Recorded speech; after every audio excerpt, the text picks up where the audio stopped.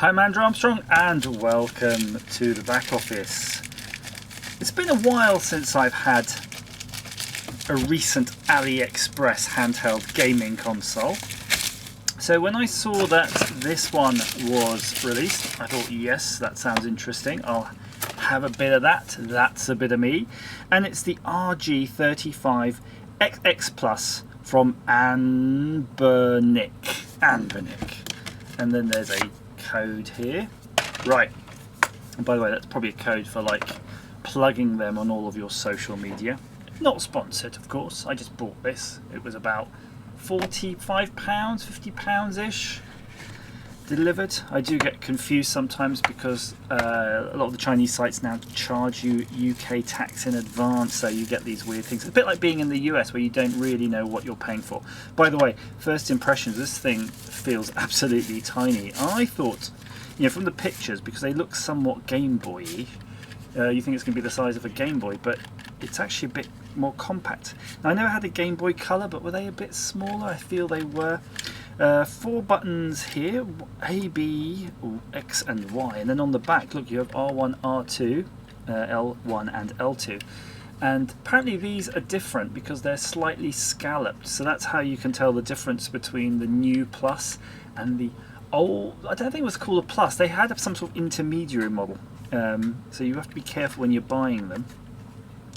HDMI out, but that is the teeny HDMI, so you do need an adapter. You've got a power, a reset, a second SD card. I thought, oh yeah, no, there's a first SD card. Totally missed that one, just saw the second. Was my thumb over that? Anyway, let's power it on.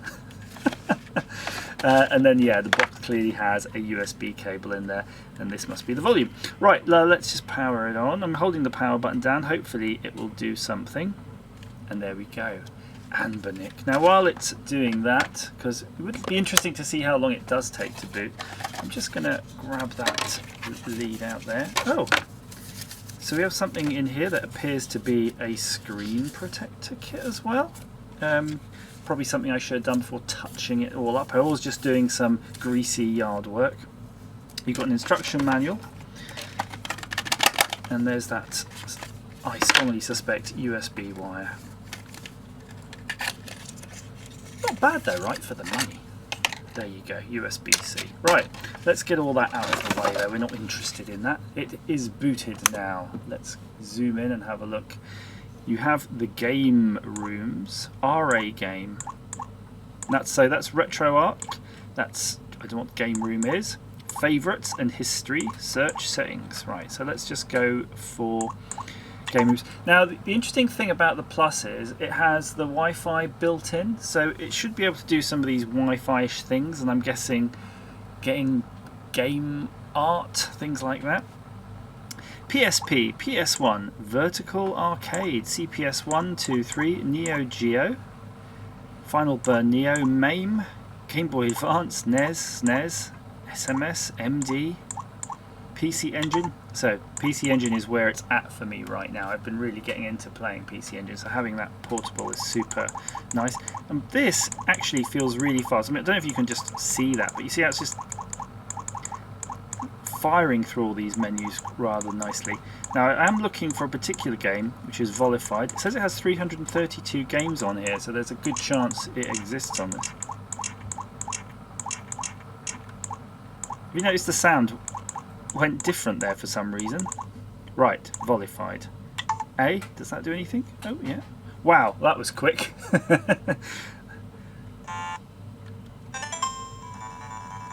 Okay.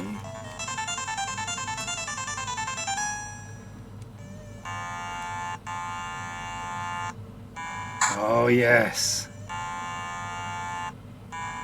So I'm going to put the volume down touch, and that works nicely. You can see potentially in the video, I might have to zoom in a bit, that it doesn't quite show. Look, to your eye, it does look slightly blurry, and I admittedly I'm holding this at an angle, but it's scaling the screen quite nicely, and I guess it's more or less a 4:3 size screen, so it's doing a pretty good job. I'm not entirely sure what the resolution is, but absolutely adequate. Come on, I'm just waiting to complete that. Yes. There we go. So we're successfully Volfied. I'm going to press menu, assuming that's what's going to get me back. Oh, and that's taken me to an exit game, save game, load game, restart. So it's almost like your if you use the Nintendo Switch Game Boy menu thing emulator, where it lets you do all your save states and things like that. Oh, that's a bit worrying though. I thought it was going to do a big bit of a reload there, but it didn't. That was fine. So I press menu again, see what happens. So that takes me to another menu. So I'm not quite sure what's back. Battery, lock screen, backlight brightness, I/O test, date and time, language settings, retro art, network settings, icon settings, button sound, firmwares, reboot, shutdown. So all the good stuff there. B is back. Oh, and that's interesting. So I recently got hold of one of these, or actually you might have seen that I changed the screen on the Neo Geo Pocket. So I did invest quite heavily in a cartridge for the Neo Geo Pocket as well, so that I could actually play some games. So I don't have any, but I'm rapidly regretting that, because I think this would have been a far better way of playing it, because it's just got a wonderfully huge screen, extra buttons.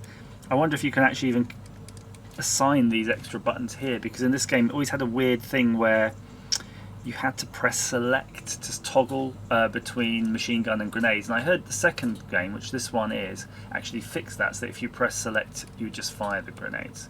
I'm wondering if they are expecting more weapons to be put in the game. So if I press start, that fires grenades now. Yeah, that's a much better control scheme. Look at that, that is great. I mean, it's fantastic to play it on the original hardware, don't get me wrong, the original hardware with a screen mod, but this is just a far more convenient package, isn't it? You can just pop this in your pocket, you've got all your games. It's running Flavour of Linux underneath, I believe, so that could be interesting as well. I'm not quite sure how hackable that is, but it does have Wi-Fi, so potentially you could SSH into this and be able to do some stuff. Cool. Let's go back. Now I wonder if this would actually work with Bluetooth headsets, because you do have the regular headphone socket there. So let's have a quick look in the menu, shall we, just to see if there's anything about Bluetooth there. I mean, we've got the network settings. Oh yeah, there is Bluetooth right there. Enable Bluetooth.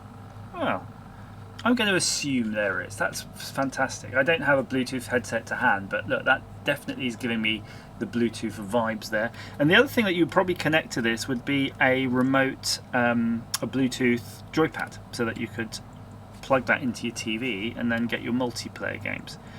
So I'm going to try one more system, what should be a little bit more interesting to me. How about Game Boy Advance? Because I used to play a lot of Game Boy Advance, so I can have a good feel if that's doing the thing. Now I heard that people have added all sorts of cores to these and ROMs and things, so you've got quite an expandable platform.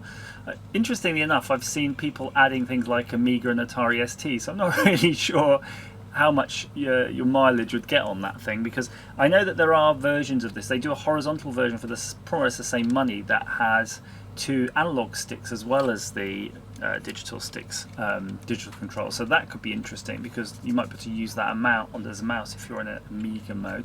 But already, just looking at this, it's looking really good. Normally when you load up these games on emulation, it's the music that gives it away, and I've definitely had some emulators that absolutely were horrible at this.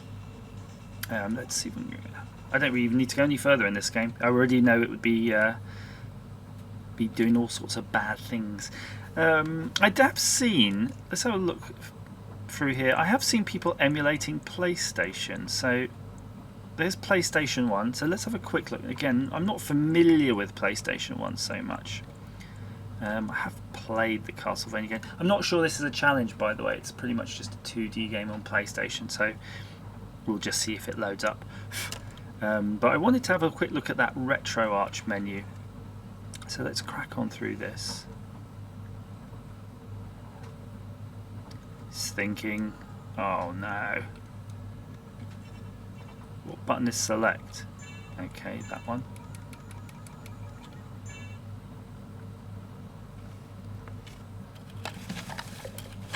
We're already gathering fluff, you may have noticed.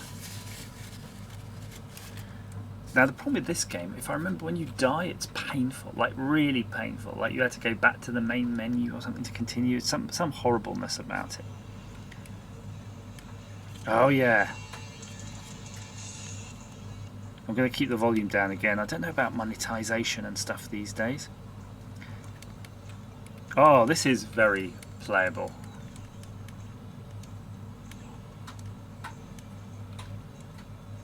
Might be my opportunity to give the PlayStation a bit of a fair run through, really, now that I can try it on this.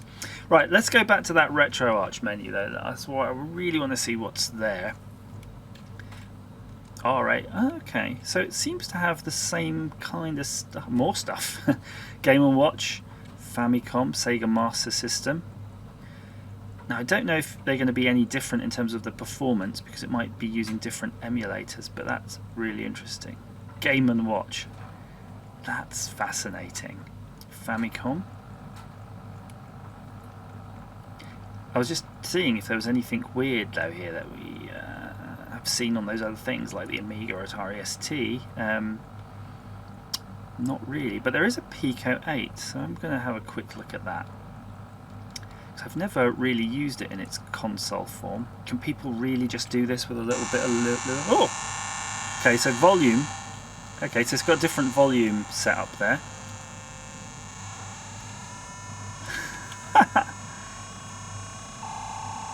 That is amazing. When I used to be more active on Twitter, I used to always be impressed by the different things I'd see on the Pico 8. Brilliant. Again, different menu here. Clearly you've got that option because of that RetroArch. Now let's go right back. Let's see, just see what there is on that main menu again. Favorites, history, search settings. Let's see the settings here.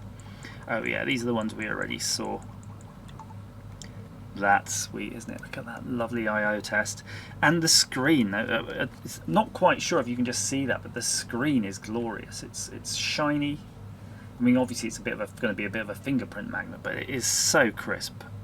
I'm not entirely sure what the resolution is of this bad boy. Oh, it's buzzing. There's a vibrator in here too. And there's your RetroArch settings. Let's have a quick look in there. Simple game menu, on off, start RetroArch. Oh, it's gone into a whole different operating mode. Look at that. Load core, load content. Arcade, Atari Lynx. Look at that. I don't know if that means anything to you, but there you go, all the final burns. The buttons on the back actually are doing scrolling too. That's nice that that's hooked up. I like that there's a dedicated core for Rick Dangerous. Some hardcore Rick Dangerous players there. And a dedicated core for Wolfenstein. So let's say you've been done with your RetroArch. Now what? Now what do you do? Quit RetroArch. Let's see if that nicely quits back. Look at that. It doesn't feel, you know, like a kind of bit of homebrew this. Everything's working as it should. I do wonder if there is a new firmware for this. Maybe there is, maybe there isn't. But yeah, very, very pleasing indeed. So I guess we've been talking about this long enough. If I were to offer some sort of conclusion, I would say, yeah, it feels amazing for the money. It really does. It's still quite pocketable. I think I would want that screen protector on because I'd want to sling. I tell you what, this is the problem I have with all of these handheld consoles, and especially Game Boy SPs and GBAs. I love them. I love playing with them. I love 3DS and the DS XL. That's my favourite. And I don't like carrying them around because I don't want to damage them. So I buy these because I think, oh, this would be great. I can have one of these and not risk damaging the other console and still play the main games. However, this in its own right is too nice just to sling in your bag. So you're stuck at an impasse. You almost want to buy one of these second hand which has been duffed up a bit so you're not too worried about it. Or maybe get two if you're that bothered. You know, save up a bit of extra coins and get yourself a spare. Maybe you could have a daily driver. Or they'll just keep making these and why worry about it? It's cheap enough. But yeah, I'm going to give this a go. We should have a go putting the screen protector on. The screen is curved and the screen protector is not. So that's always exciting if you want to try to make sure that's dead in the middle, but we'll have a go.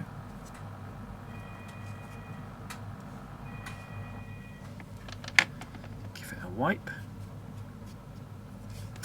It says removes excess dirt. Hopefully yours won't be dirty. Mine's dirty because I was doing something with grease. I notice it doesn't have one of those sticky things, you know, the little stickers for getting rid of the dust. So if you've got one from an old phone screen protector kit, that might come in handy. I can't see how I'm going to avoid getting dust on here.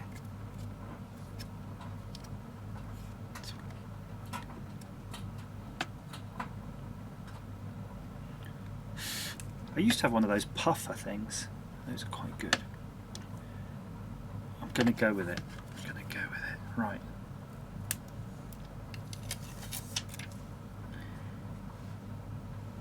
I can just about see the actual inner screen.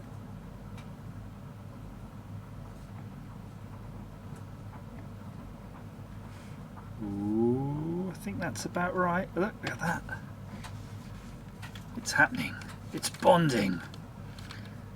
It does feel a bit rough actually. It's just like a kind of, you can see there, just a bit of plastic or glass on top of the already roundy, curvy, nice screen. It's probably going to get yanked off, I should think. Not by me intentionally, I just mean it feels like it's the sort of thing that can catch. I believe it's because the screen is curved and it doesn't look like it's totally contouring it. I think this would be a better candidate for one of those screen protectors that's basically just a bit of material. But I'm not going to complain. I mean, it's free in the kit. I had no idea that was on part of it.